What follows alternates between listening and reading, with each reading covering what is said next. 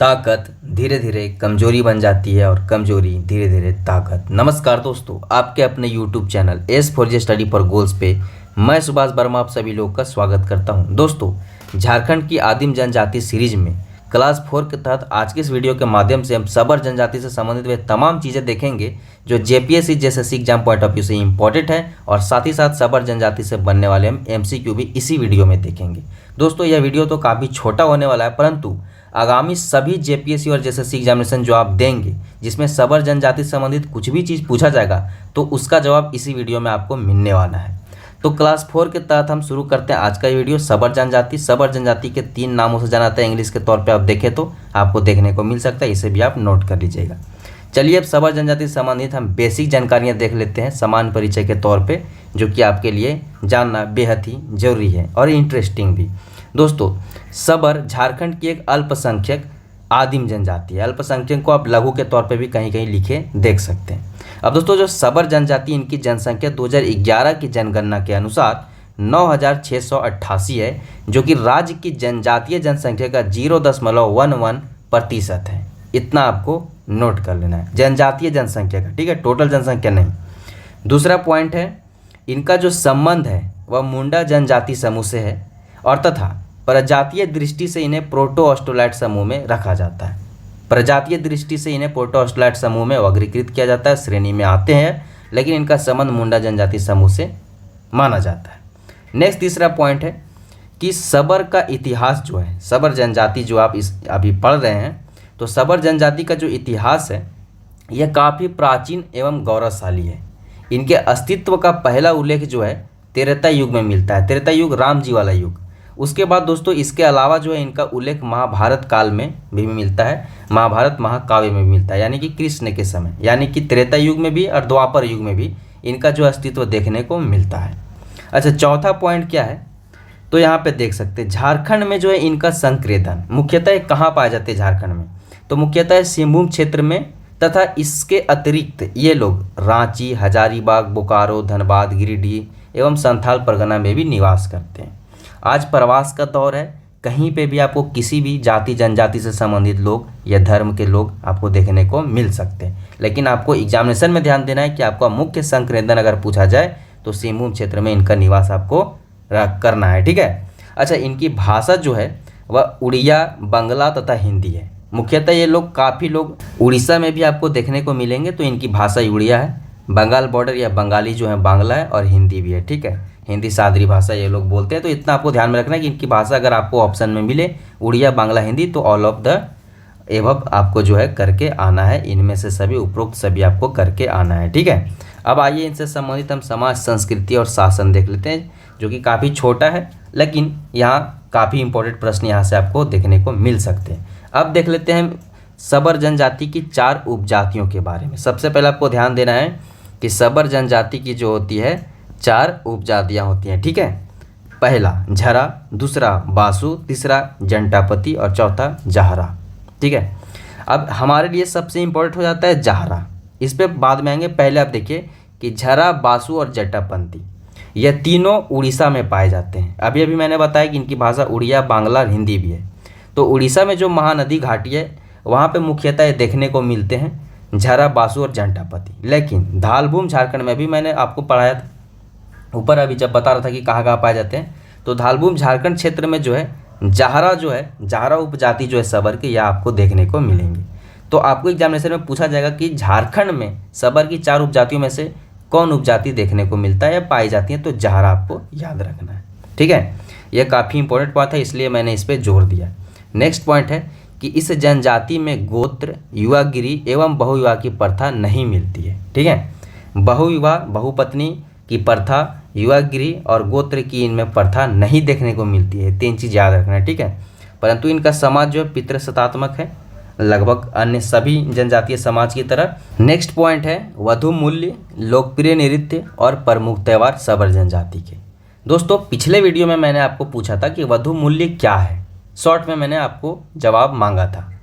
तो उनमें से एक सुमन कुमारी नाम की एक हमारी जो छात्रा हैं स्टडी फॉर गोल्स की, उन्होंने कमेंट किया था और उन्होंने लिखा था कि वधु मूल्य वर पक्ष के द्वारा वधु पक्ष को दिया जाने वाला उपहार या धन्य यह धन्य है जो जिसे वधुमूल्य कहलाता है, यह उन्होंने लिखा था। बिल्कुल सही जवाब है इनका।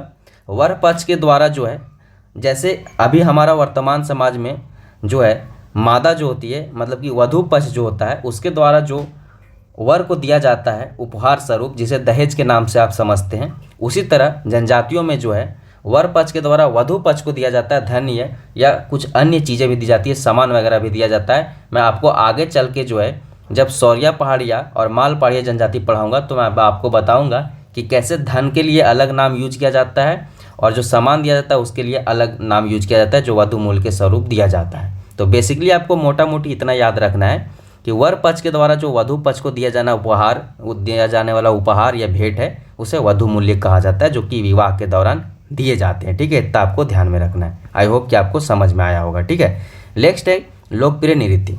तो डोमकच एवं पंता सालिया जो है वह सबर जनजाति का लोकप्रिय नृत्य है। ठीक है, फेवरेट डांस है और प्रमुख त्योहारों में है मनसा पूजा, दुर्गा पूजा, काली पूजा इत्यादि। ठीक है, नेक्स्ट पॉइंट है दोस्तों कि सबर जनजाति का पंचायत का जो प्रमुख होता है, सबसे पहले तो आप जानिए कि इनकी अपनी जातीय पंचायत होती है और इस पंचायत का जो प्रमुख होता है उसे प्रधान कहा जाता है और प्रधान के जो सहायक होते हैं उनमें से है गोड़ायत। अब गोड़ायत जो है प्रधान का सहायक के साथ साथ संदेश वाहक भी होता है जो संदेश को विभिन्न क्षेत्रों तक पहुंचाने का कार्य करता है। ठीक है, एक चीज़ आप नोट के तौर पे याद रखें कि जो इनमें जातीय पंचायत होती है इसके सभी पद जो है वंशानुगत है। जब आप झारखंड की जनजातियों की शासन व्यवस्था पढ़िएगा तो आपको जो बहुत सारे पद आएंगे, महतो आएगा, पांजी आएगा, मानिक आएगा, परमानिक आएगा, ये सब जो चीज़ें आएंगी तो इसमें बहुत सारे पद बहुत जगहों पे जो है आपको वंशानुगत देखने को मिलेगा। तो उसी प्रकार जो है सबर जनजाति का जो जातीय पंचायत है इसका जो है पद वंशानुगत होते हैं सभी के सभी। ठीक है, इतना आपको याद रखना है। ठीक है, और मुख्य तौर पे प्रधान याद रखना है। अब आइए हम सबर जनजाति का धार्मिक एवं आर्थिक व्यवस्था देख लेते हैं। तो इनके जो प्रमुख देवता हैं वह काली देवी है। ठीक है, काली इनके प्रमुख देवता के तौर पर इनमें माना जाता है। साथ ही साथ दोस्तों इस जनजाति में जो है पूर्वज पूजा का विशेष महत्व है, उन्हें विशेष महत्व दिया जाता है और मृत जो पूर्वज होते हैं, मृत्यु को प्राप्त हो चुके पूर्वज को मसीहमान या बूढ़ा बूढ़ी, ठीक है, बूढ़ा बूढ़ी आप ओल्ड एज के तौर पे समझ सकते हैं या अपना रीजनल लैंग्वेज के तौर पे समझ सकते हैं। तो मसीहमान याद रखना है कि मसीहमान उनके यहाँ मृत पूर्वजों को कहा जाता है, या आप याद रखें। और तथा इन्हें जो है मुर्गा की बलि चढ़ाई जाती है, मुर्गा की बलि देने की प्रथा है। ठीक है, अच्छा, इनके गांव का जो पुजारी होता है उसे दिहुरी कहा जाता है, दिहुरी कहलाता है इनके गांव का पुजारी। और इनके प्रमुख पेशा की अगर मैं बात करूं एज ए आर्थिक व्यवस्था तो कृषि, मजदूरी एवं वनोत उत्पादों मतलब जंगल से मतलब उत्पादित होने वाली चीज़ों का संग्रह करना जो है इनका प्रमुख पेशा में से एक है। अब कुछ हम अन्य तथ्य देख लेते हैं। जनरली जो अन्य तथ्य है हम दर्शकों से या स्टडी फॉर गोल्स के स्टूडेंट से पूछते हैं कि अगर आप सबर जनजाति से ही बिलोंग करते हैं, जैसे कई बार मैंने जब वीडियो लिया है, जैसे जो झारखंड की सबसे ज़्यादा जनसंख्या वाले जो जनजातियां हैं जैसे कि संथाल है, उरांव है, मुंडा है, हो है, भूमिज है, इन सब जनजातियों पे मैंने वीडियो लिया है। तो मैंने हर वीडियो में कहा कि अगर आप इसी जनजाति से बिलोंग करते हो और कुछ एडिशनल जानकारियाँ जो मैंने नहीं दी तो आप कमेंट करो, उसको मैं नेक्स्ट टाइम ऐड कर दूंगा, क्योंकि रिपीट तो होंगे ही क्लासेस। तो इसी तरह से अगर आप सबर जनजाति से संबंधित बिलोंग करते हो, सबर जनजाति से ही हो, इससे पहले मैंने सबर जनजाति पे एक और लेक्चर लिया हुआ है, शायद एमसीक्यू फॉर्म में या सिर्फ नोट्स फॉर्म में। ठीक है, यह कंप्लीट लेक्चर है। ठीक है, इसके बाद सबर जनजाति पे मुझे वीडियो लेने की ज़रूरत ही नहीं पड़ेगी भविष्य में, आई थिंक। ठीक है, तो उसमें भी मैंने कहा था सर, और इसमें भी कहता हूँ कि कुछ भी अगर एडिशनल जानकारी आपके पास है या यह जो जानकारी मैं दे रहा हूँ इसमें से कहीं आपको चूक नज़र आती है तो आप अवश्य कमेंट करिएगा, उसे हम स्टडी फॉर गोल्स के कंटेंट में दोबारा ऐड कर लेंगे। ठीक है, अब अन्य तथ्य के तौर पे आप देखिए कि ब्रिटिश शासन के समय जो था, ब्रिटिश शासन के काल में जो है इन्हें जो है क्रिमिनल ट्राइब्स एक्ट 1871, ठीक है, के तहत इन्हें जो है क्रिमिनल ट्राइब्स जो होते थे में से एक के रूप में वर्गीकृत किया गया था। अब क्रिमिनल ट्राइब्स की एक कैटेगरी बना रखी थी अंग्रेजों ने, ठीक है, ब्रिटिश शासनकाल के द्वारा, और उसके लिए एक एक्ट था क्रिमिनल ट्राइब्स एक्ट 1871 उसके तहत जो है क्रिमिनल ट्राइब्स का दर्जा इन्हें भी दिया गया था। और एक और एडिशनल चीज़ याद रखें कि प्रसिद्ध साहित्यकार एक हैं महाश्वेता देवी। महाश्वेता देवी ने इनके ऊपर मतलब काफ़ी काम किया है, तो सबर जनजाति पे विशेष कार्य करने हेतु इनका भी नाम आता है। तो ये दो नाम आपको याद रखना है, महाश्वेता देवी और criminal tribes according to criminal tribes act 1871। ठीक है, तो इतने चीज़ आप एडिशनली याद रखें। अब चलिए हम देख लेते हैं कुछ इंपॉर्टेंट क्वेश्चंस। ठीक है, संभावित क्वेश्चन जो कि इन ट्राइब से, सबर जनजाति से आपको एग्जामिनेशन में आगामी परीक्षाओं में देखने को मिल सकते हैं। पहला प्रश्न है दोस्तों कि सबरों की सर्वाधिक जनसंख्या किस जिले में पाई जाती है? पूर्वी सिंहभूम, पश्चिमी सिंहभूम, सरायकेला खरसावां या रांची? तो दोस्तों इसका सही उत्तर हो जाएगा ऑप्शन नंबर ए, पूर्वी सिंहभूम में जो है सबर जनजाति के लोग सर्वाधिक तौर पे पाए जाते हैं। दूसरा प्रश्न है कि सबर जनजाति की किस शाखा का अस्तित्व झारखंड में है? झारा, बासु, जंटापति या जहारा? तो इसका सही उत्तर हो जाएगा ऑप्शन नंबर डी, जहारा। ठीक है, यह झारखंड में मुख्यतः पाए जाते हैं, बाकी ये तीनों उड़ीसा में पाए जाते हैं। ठीक है, नेक्स्ट हमारा तीसरा प्रश्न है कि सबरों की यानी कि सबर जनजाति के पंचायत का प्रमुख क्या कहलाता है? मांझी, प्रधान, गुड़ायत या महतो?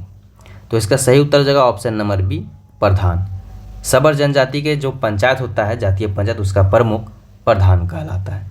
नेक्स्ट हमारा चौथा प्रश्न है कि सबर जनजाति के मुख्य नृत्य हैं, आपके समझ ऑप्शन है डोमकच, पंतासालिया, ए एंड बी दोनों या भरतनाट्यम? तो दोस्तों इसका सही उत्तर हो जाएगा option number C, Domkach and पंतासालिया दोनों इनके जो है मुख्य नृत्य में से हैं। ठीक है, नेक्स्ट पांचवा प्रश्न है कि सबर जनजाति में वधु मूल्य को क्या कहा जाता है?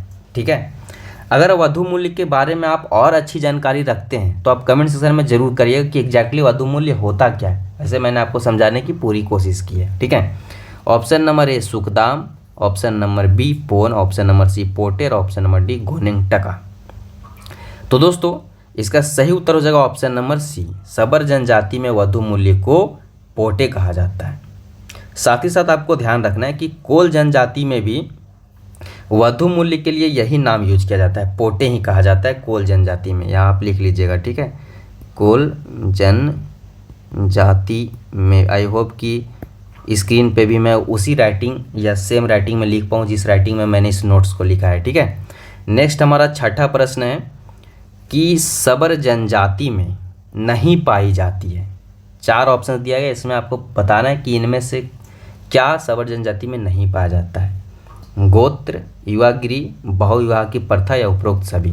तो दोस्तों इसका सही उत्तर हो जाएगा ऑप्शन नंबर डी, उपरोक्त सभी। सबर जनजाति में ना ही गोत्र पाया जाता है, ना ही युवागिरी पाया जाता है और ना ही बहुविवाह की प्रथा है। ठीक है, तो इतना आपको ध्यान में रखना है। नेक्स्ट 7वां प्रश्न है सबर जनजाति में मृत पूर्वज को क्या कहा जाता है? बूढ़ा बूढ़ी, मसीहमान, ए एंड बी दुइयो? सॉरी मैंने खोटा पहले पढ़ाया हुआ है ना, सौंद माटी छैयर वगैरह, तो दुइयो खोटा वर्ड में यूज होता था वहाँ एज ए ऑप्शन। ठीक है, तो और ऑप्शन नंबर डी दिहुरी। तो यहाँ पे आप देखना है कि ए एंड बी दोनों होगा, क्योंकि बूढ़ा बूढ़ी और मसीहमान दोनों नाम से मृत पूर्वजों को सबर जनजाति में जाना जाता है। नेक्स्ट आपके समझ है 8वां प्रश्न। 8वां प्रश्न है कि निम्नलिखित में से सबर जनजाति के अस्तित्व का उल्लेख मिलता है? त्रेता युग में, महाभारत महाकाव्य में, ए एंड बी दोनों, और या फिर RRR फिल्म में जो कि हाल फिलहाल आई थी और ऑस्कर तक पहुंच गई? तो दोस्तों इसका सही ऑप्शन हो जाएगा option number C, A and B दोनों। ठीक है, त्रेता युग और महाभारत महाकाव्य दोनों जगह सबर जनजाति का अस्तित्व देखने को मिलता है, उनका उल्लेख मिलता है। ठीक है, मुख्य तौर पे याद रखिएगा। अच्छा, नेक्स्ट 9वां प्रश्न है प्रजातीय दृष्टिकोण से सबर को किस श्रेणी में रखा गया है? द्रविड़, प्रोटो ऑस्ट्रोलॉइड, मंगोलियाड या निग्रिटो? तो आपके समझ सही उत्तर है option number B, proto Australoid. ठीक है, प्रोटो ऑस्ट्रोलॉइड श्रेणी में जो है प्रजातीय दृष्टि से सबर जनजाति को रखा गया है।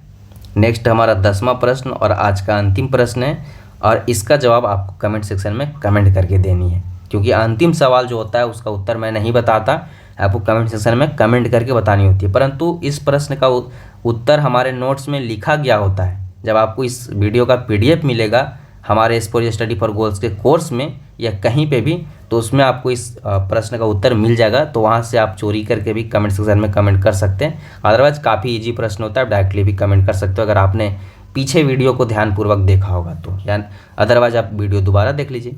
तो आपके समझ आज का क्वेश्चन ऑफ द डे है, यहाँ पे मैं लिख देता हूँ क्वेश्चन ऑफ द डे, ठीक है, कि निम्नलिखित में से कौन सी भाषा सबर की बोलचाल की भाषा है? उड़िया, बांग्ला, हिंदी या उपयुक्त सभी? आपको कमेंट सेक्शन में कमेंट करके बस इतना ही बताना है कि यहाँ पे जो आपके समझ 4 ऑप्शन है इसमें कौन सा ऑप्शन सही ऑप्शन है। इससे संबंधित अगर कोई एडिशनल जानकारी भी आप जानते हैं तो आप ज़रूर कमेंट कर सकते हैं। अच्छा, इस वीडियो से संबंधित कोई जानकारी आप लेना चाहते हैं या कोई कोर्स परचेज करना चाहते हैं S for study for goals के ऐप पे, जहाँ पे जेपीएससी और जैसे से संबंधित बहुत सारे कोर्सेस है। प्रैक्टिस सेट की कोर्सेज तो काफ़ी बेहतरीन है, खोटा की कोर्स है, नागपुरी की कोर्स है, इनफैक्ट झारखंड की जनजाति जो यह सीरीज चल रही है इससे संबंधित भी कोर्स है।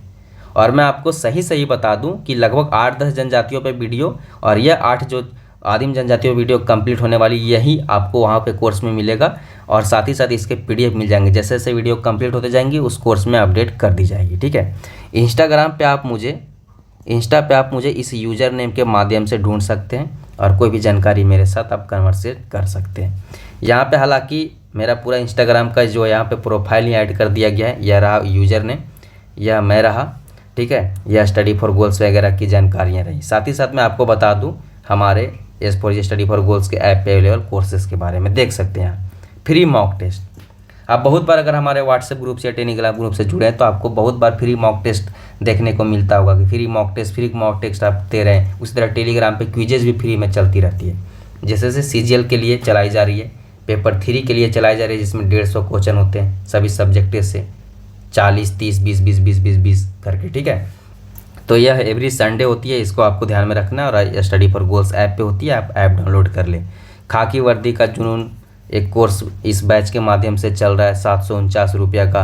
इसी तरह करेंट अफेयर का कोर्स चल रहा है, ठीक है। ये सब चीज़ें आप ध्यान में रखिए। आप एक बार ऐप आप डाउनलोड करके और ये चीज़ें खुद फाइंड आउट कर सकते हैं। मुझे बार बार ये चीज़ें बताने की ज़रूरत नहीं है। मेरा मेनली काम था आपको या एमसीक्यू करवा देना, उससे पहले आपको एक बेहतरीन जो झारखंड की विभिन्न किताबों को पढ़कर लोगों से बातचीत करने के बाद लिखी जाती है, एकदम बेहतरीन तरीके से मैं लिखने की कोशिश करता हूँ। यह आपको हर जगह काम आएगा। और समान परिचय में आप नोटिस करिएगा कि ये जो परिचय लिखता हूँ इस प्रकार से लिखता हूँ कि जब आपको कहीं सबर जनजाति के बारे में अगर बोलने की भी ज़रूरत पड़े तो आप सीधे ये चीज़ें ही बोल सकते हैं, इतना ही काफ़ी होगा, ठीक है। तो आई होप कि आपको यह वीडियो पसंद आई होगी। वीडियो में यहाँ तक बने रहने के लिए बहुत बहुत धन्यवाद। अगर आपको यह वीडियो पसंद आई है दोस्तों तो ज़्यादा से ज़्यादा आपको इस वीडियो को शेयर कर देना है।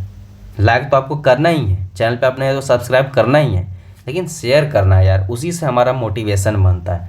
अगर अभी मैं इस वीडियो को ले रहा हूँ, अगर लाइव में इस वीडियो को 500 लोग नहीं देखेंगे कम से कम एटलीस्ट, आई होप कि मैं तो चाहता हूँ कि 5000 लोग देखें। जैसे उराव जनजाति को 50,000 प्लस लोगों ने देखा है, तो मैं तो चाहता हूँ कि ज़्यादा से ज़्यादा लोग देखें, तभी तो मोटिवेशन बनेगा, तभी तो बेहतरीन तरीके से ले लूँगा।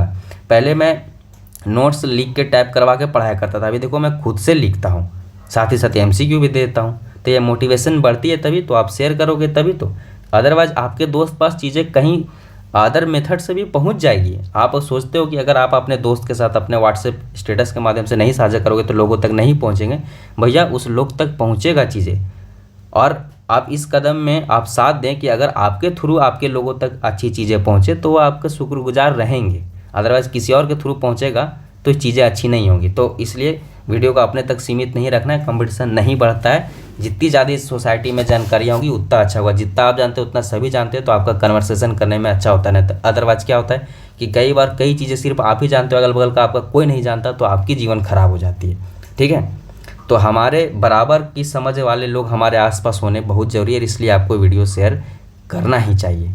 अंततः देखिए यहाँ पे आप देख सकते हैं कि बिरहोर जनजाति पे वीडियो आ चुका है, असुर पे आ चुका है, परैया पे आ चुका है। आज का ये जो वीडियो है सबर जनजाति पे, और ये चारों जनजातियों पे मैंने लिख के रखा हुआ है, बस वीडियो रिकॉर्ड करना बाकी रहा है। कोरबा, बिरजिया, सोरिया पड़ी और माल पड़ी, 1 सप्ताह के अंदर इस पर भी वीडियो आ जाएगा। बस आप ऐप डाउनलोड करके रखिए और चैनल सब्सक्राइब करके रखिए, आपको सब मिलने वाला है, ठीक है। और ज़्यादा कर सकते हैं आप तो मुझे इंस्टाग्राम पे फॉलो कर लीजिएगा, और कोई बातचीत होगा तो कर लीजिएगा। धन्यवाद। जय हिंद, जवाहर झारखंड, जय झारखंड, जय भारत, जय दुनिया। बाय बाय, मिलते हैं फिर किसी वीडियो में।